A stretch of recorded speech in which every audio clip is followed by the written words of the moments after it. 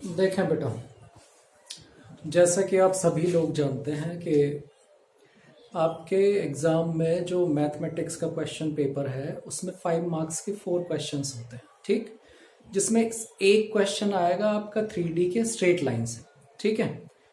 अब पिछला वाला क्वेश्चन पेपर देखने के बाद ये पता चलता है कि पिछली बार जो क्वेश्चन आया है वो आया पॉइंट ऑफ इंटरसेक्शन से।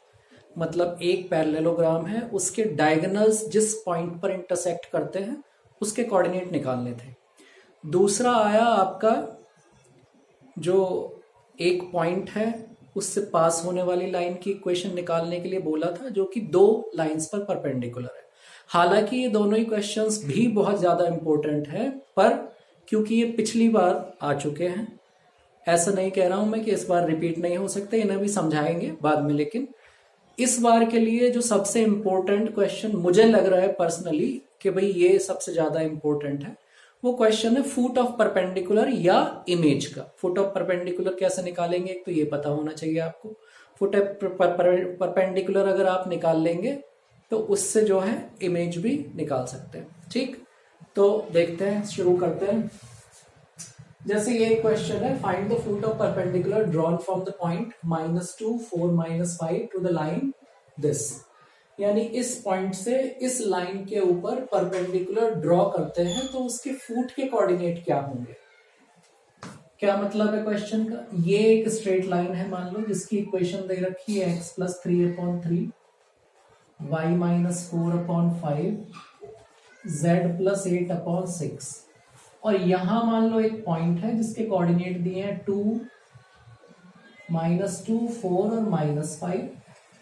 इस पॉइंट से इस लाइन के ऊपर एक परपेंडिकुलर डालते हैं, मान लो ये O पॉइंट है, और जो परपेंडिकुलर डालते हैं वो इस वाली लाइन को P पर टच करता है, माने OP परपेंडिकुलर है गिवन लाइन के ऊपर, और जो P है वो इस परपेंडिकुलर का फुट है, ठीक। कुल मिला के बात ये है कि हमें निकालने हैं किसके कोऑर्डिनेट, P के।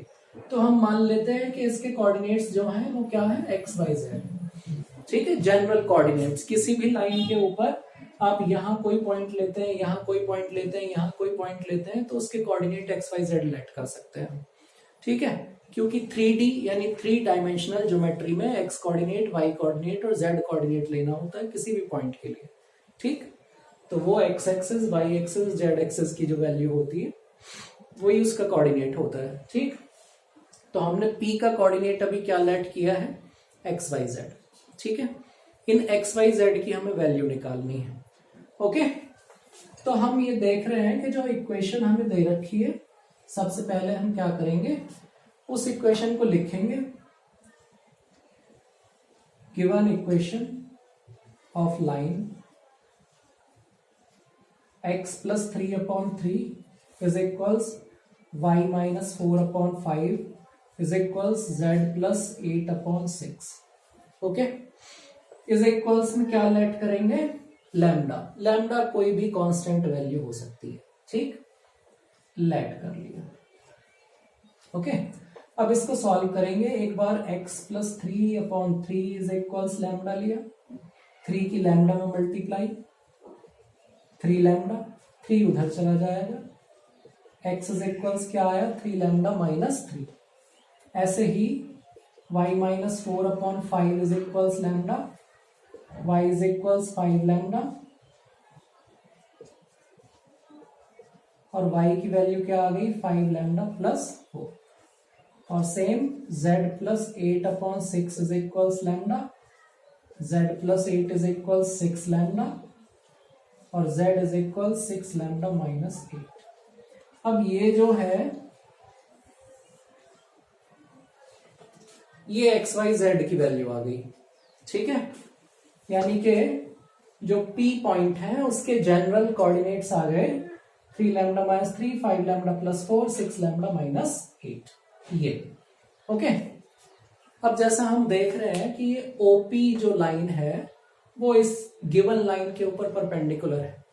2 लाइन एक दूसरे के ऊपर परपेंडिकुलर हैं, तो इसके लिए हमने जो कंडीशन पढ़ी है वो है a1 a2 + b1 b2 + c1 c2 is equals to 0, जहां a1 b1 c1 क्या है, पहली लाइन के डायरेक्शन रेशो है, A2 B2 C2 क्या है, दूसरी लाइन के डायरेक्शन रेशो।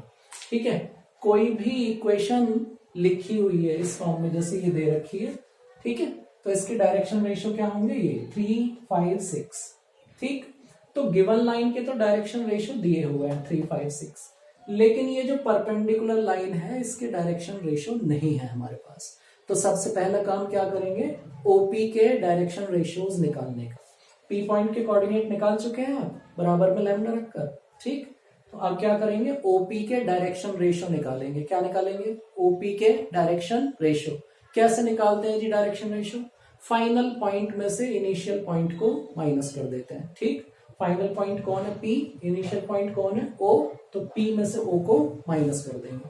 तो लिखेंगे डायरेक्शन रेशियोज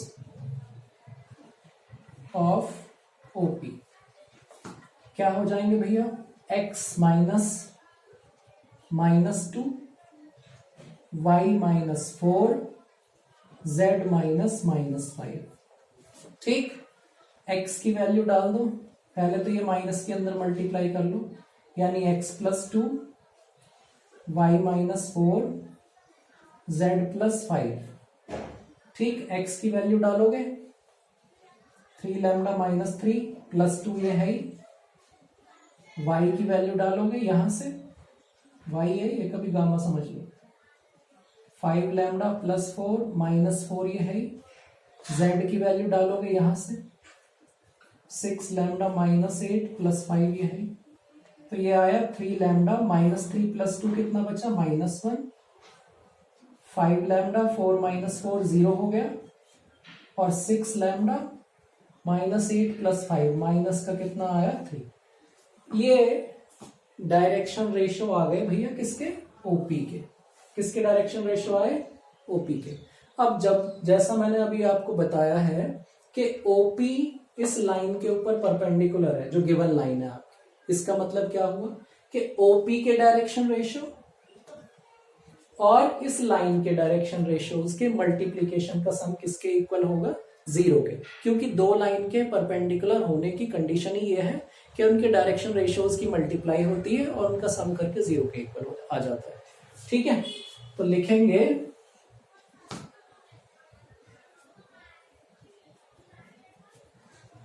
क्या, since OP is perpendicular to given line, OP जो है वो गिवन लाइन के ऊपर परपेंडिकुलर है, देयरफॉर OP के डायरेक्शन रेशियो और लाइन के डायरेक्शन रेशियो की multiply 3 × 3 lambda -1 plus 5 × 5 lambda plus 6 × 6 lambda -3 equals to 0। 3 3 जा 9 लैम्डा, 3 1 जा 3, 5 5 जा 25 लैम्डा, 6 6 जा 36 लैम्डा, 6 3 जा 18 इक्वल्स टू 0। ठीक है, कितना हुआ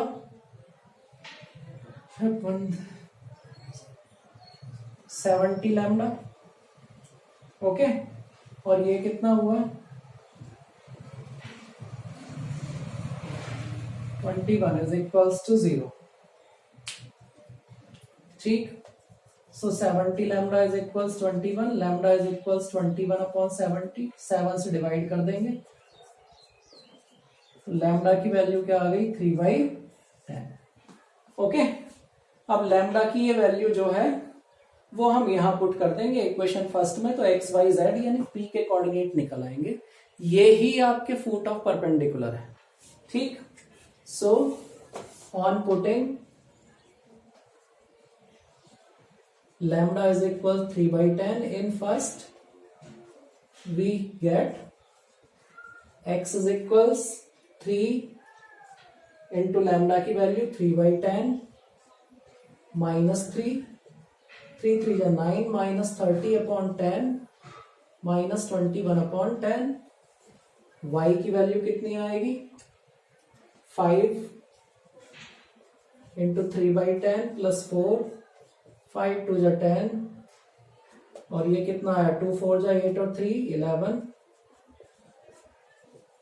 सो 11/2 z की वैल्यू 6 इंटू 3/10 -8, 2 से डिवाइड कर लो, 2 3 जा 6, 2 5 जा 10, 3 3 जा 9, ये कितना आया माइनस का 31/5। सो एक्स वाई जेड की वैल्यू आ गई, यानी फुट ऑफ परपेंडिकुलर क्या आ गए,